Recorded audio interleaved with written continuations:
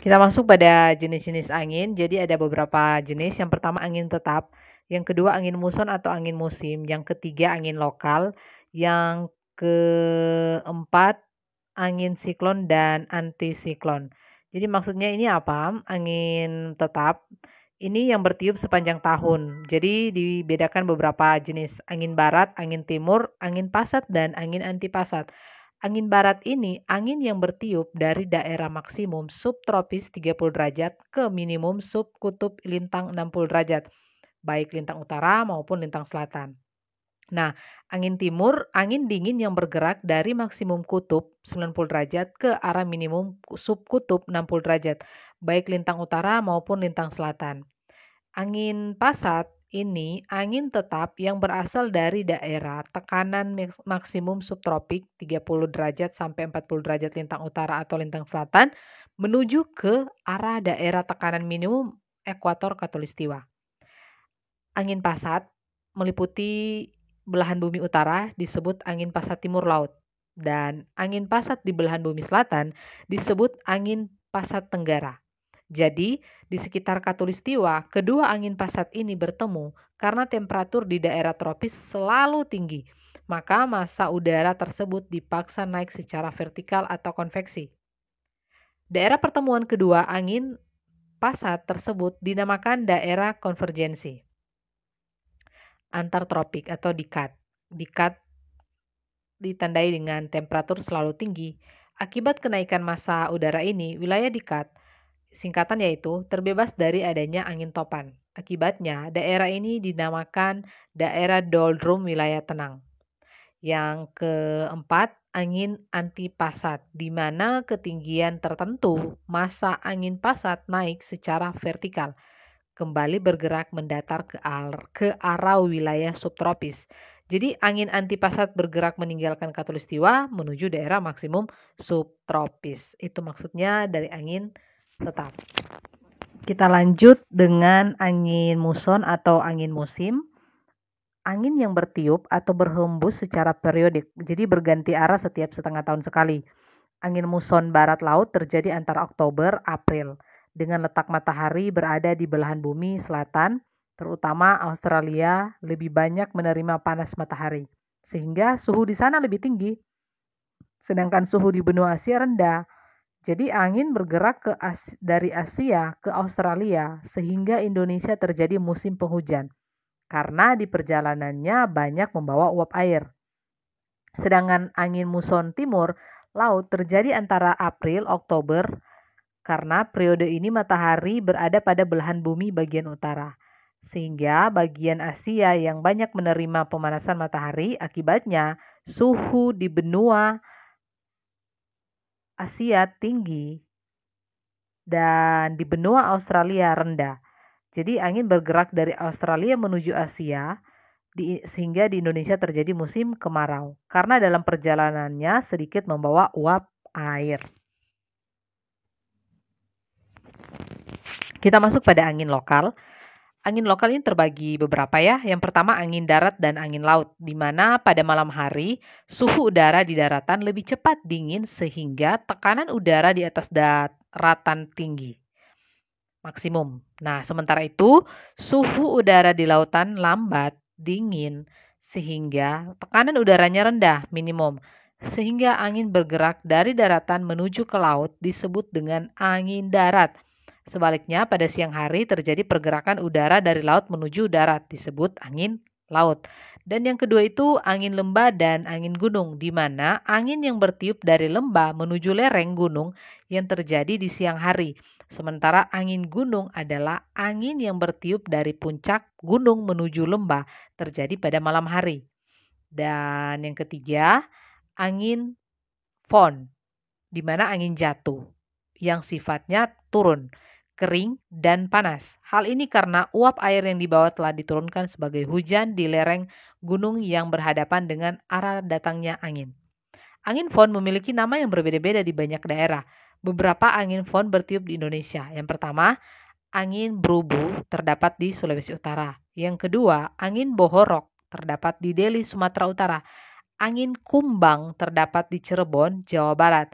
dan angin gending terdapat di Pasuruan dan Probolinggo, Jawa Timur. Dan yang terakhir, angin wambrau terdapat di Papua. Yang keempat, angin yang bersifat dingin. Jenis angin bersifat dingin ini ada dua. Angin mistral dari pegunungan menuju ke dataran rendah di pantai. Sebagai contoh, angin yang bertiup di pantai Laut Tengah Selatan Prancis. Yang kedua, angin bora, di mana bertiup di wilayah Balkan. Angin ini turun dari dataran tinggi Balkan ke pantai Istria dan Albania. Dan yang keempat, angin siklon dan antisiklon. Daerah depresi adalah daerah yang bertekanan minimum dikelilingi oleh daerah yang bertekanan maksimum. Di daerah tersebut, garis-garis isobarnya tertutup dan verbal atau ketinggian tekanan udara memusat. Akibatnya terjadi gerakan angin berputar, memusat disebut dengan angin siklon. Jadi berputar ya. Sebaliknya daerah kompresi yaitu daerah yang bertekanan maksimum dikelilingi oleh daerah yang bertekanan minimum.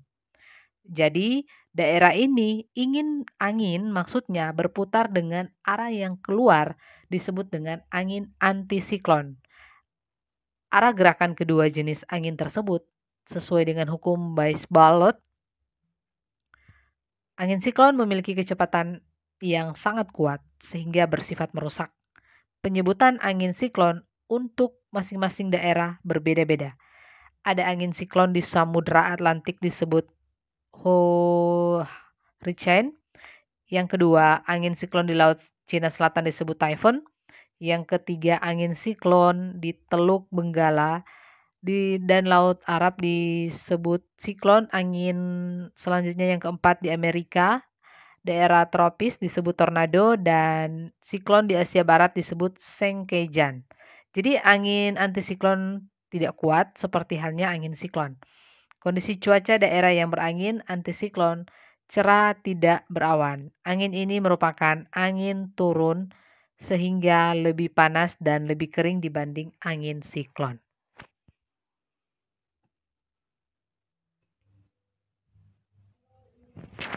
Awan adalah kumpulan uap air dan kristal es pada udara di atmosfer.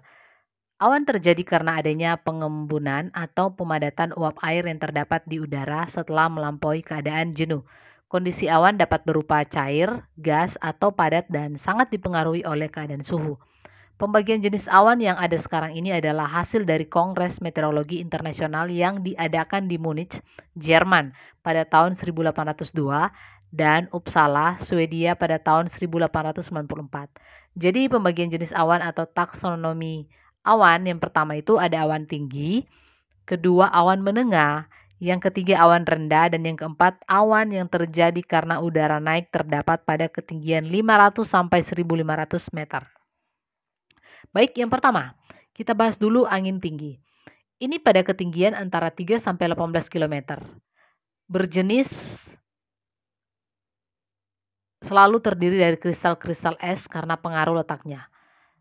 Jadi yang pertama ada jenis cirrus, cirrostratus, dan cirromulus maksudnya. Awan jenis ini yang pertama cirrus berstruktur seperti serat atau berbentuk seperti bulu burung. Awan ini sering tersusun seperti pita yang melengkung di langit sehingga seakan-akan tampak bertemu di horizon dan terdapat kristal es. Awan cirrus tidak menimbulkan hujan. Yang kedua, awan cirrostratus.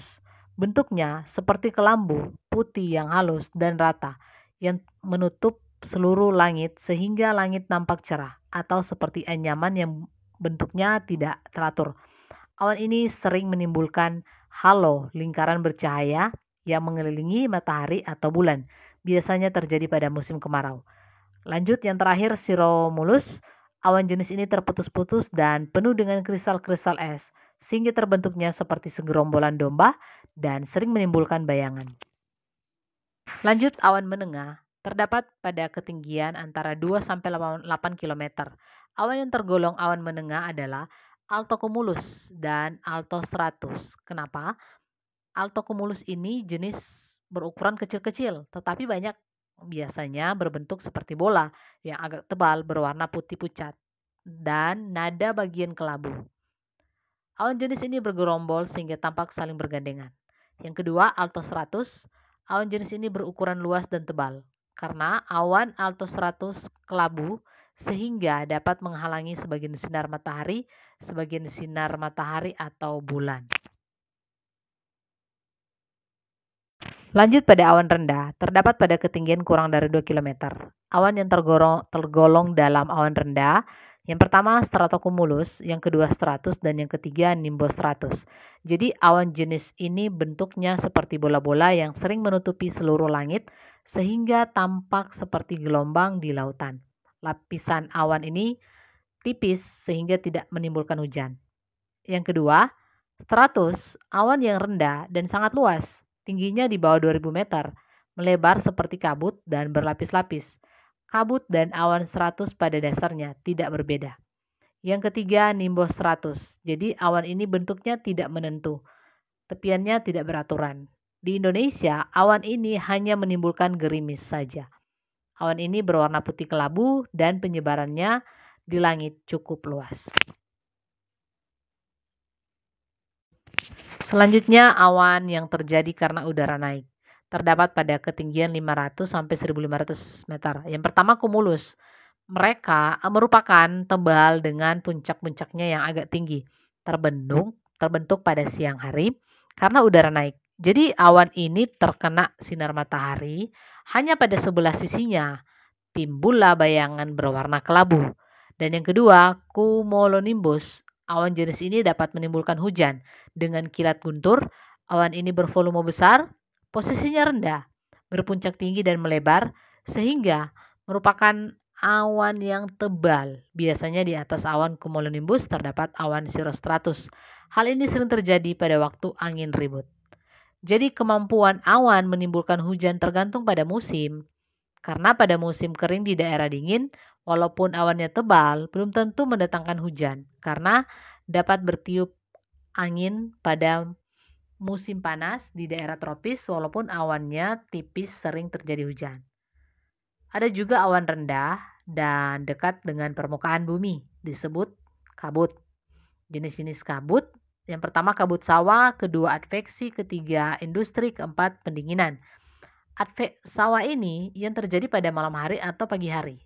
Jadi cuaca terang dan udara dingin melalui sungai, selokan atau wilayah sawah. Yang pertama, pola Oleh karena suhu bersuhu Indonesia. lebih panas, Kondisi udara suhu udara di akan atas naik Kepulauan dan Indonesia kesanggupan membuat senantiasa berkisar air bertambah sepanjang sehingga tahun rata-rata terjadi di penguapan. atas 18 derajat Yang kedua, Celcius. kabut Suhu adveksi. udara harian Kabut yang biasanya terjadi mencapai karena puncaknya udara panas yang mengandung sekitar uap air pukul melewati daerah dingin, 14 sehingga sampai terjadi 15 kondensasi sedangkan dan suhu terendah membentuk kabut. biasanya sekitar pukul 5 Dan yang ketiga, sampai 6 kabut pagi. industri. Selain Kabut itu, yang rata-rata berwarna suhu kehitaman harian yang dipengaruhi terdapat oleh di atas perbedaan wilayah ketinggian. industri Yang akibat kedua, kumpulan pola curah asap hujan pabrik. Indonesia.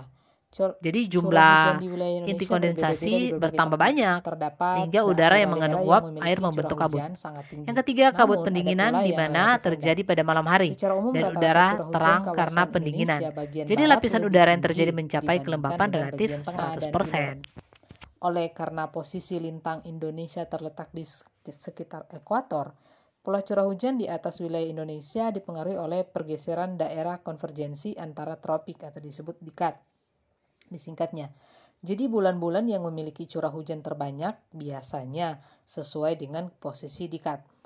Sebagai contoh, Pulau Jawa dilalui oleh garis dikat sekitar Januari dan Februari. Pada bulan-bulan inilah curah hujan. Lalu Pulau Jawa mencapai titik tertinggi. Adapun pengaruh dikat ini di wilayah tersebut, massa udara naik secara vertikal ke atmosfer sehingga banyak membentuk awan dan mengakibatkan turunnya hujan zenital atau hujan konveksional. Kelembapan udara adalah kandungan uap air dalam udara yang berasal dari evaporasi atau penguapan. Salah satu alat yang digunakan untuk mengukur kelembapan nisbi adalah higrometer rambut. Kelembapan udara dibedakan menjadi kelembapan mutlak dan kelembapan nisbi, di mana bilangan yang menunjukkan massa uap air yang tertampung 1 meter kubik udara itu kelembapan mutlak. Sedangkan nisbi bilangan yang menunjukkan perbandingan antara jumlah uap air yang ada di udara. saat pengukuran dan jumlah uap air maksimum yang dapat ditampung oleh udara tersebut. Untuk menghitung kelembapan nisbi dapat digunakan rumus, yaitu kelembapan relatif sama dengan jumlah uap air yang secara nyata mutlak per kapasitas maksimal yang mampu dikandung massa udara meter kubik kali 100%. Jadi mau dicari ini 100%-nya.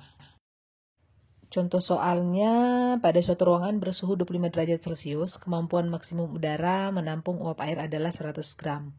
Jadi berdasarkan hasil pengukuran langsung, ternyata kandungan uap air adalah 60 gram meter kubik. Nah, jadi berapakah kelembapan absolutnya dan relatifnya? Jadi dijawab, absolutnya itu kan 60 gram meter kubik hasil dari ruangan ya, sedangkan relatif itu diketahui E-nya 60 gram dan E-nya 100 gram. Jadi ditanya kelembapan relatifnya berapa persen ini yang mau dicari. Jadi E kali 100% dibahagi E besar. Jadi maksudnya 60 gram kali 100% bahagi 100 gram meter kubik. Jadi dapatnya 60%. Atau kalau pakai cara lain bisa dapat. Hujan yang terjadi akibat gerakan massa udara yang mengandung uap air terhalang oleh gunung atau pegunungan, sehingga dipaksa naik ke lereng pegunungan sampai pada ketinggian tertentu. Jadi kelembapan relatif mencapai 100% sampai terbentuk awan. Kumpulan awan itu kemudian dijatuhkan sebagai hujan orografis. Massa udara yang telah kering karena kadar airnya telah dijatuhkan sebagai hujan ini.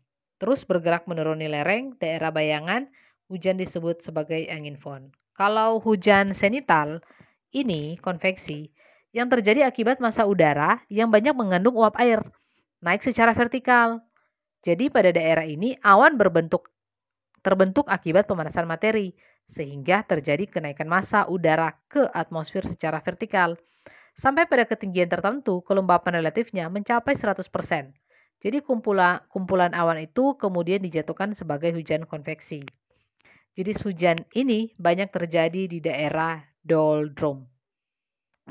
Maksudnya antara 10 derajat lintang utara sampai 10 derajat lintang selatan, di mana massa angin pasat naik secara vertikal. Yang kedua, hujan frontal. Yang ketiga maksudnya, hujan ini terjadi akibat pertemuan massa udara pada panas dengan massa udara dingin. Akibat pertemuan massa udara yang berbeda temperaturnya, maka pada bidang frontnya terjadi kondensasi dan terbentuk awan badai siklon. Kemudian dijatuhkan sebagai hujan frontal. Jadi jenis hujan ini terjadi di daerah antara lintang sedang. Jadi 35 derajat lintang utara sampai 65 derajat lintang utara dan 35 derajat lintang selatan sampai 65 derajat lintang selatan. Akibat pertemuan massa udara panas atau angin barat dan massa udara kutub atau angin timur, itu terjadilah angin yang berhubungan dengan hujan frontal. Sampai di sini, jika ada pertanyaan atau yang mau ditambahkan atau kurang jelas, silakan ketik di kolom komentar. Support dan tetap semangat PJJ dari rumah. Salam geografi. Sekian dan terima kasih.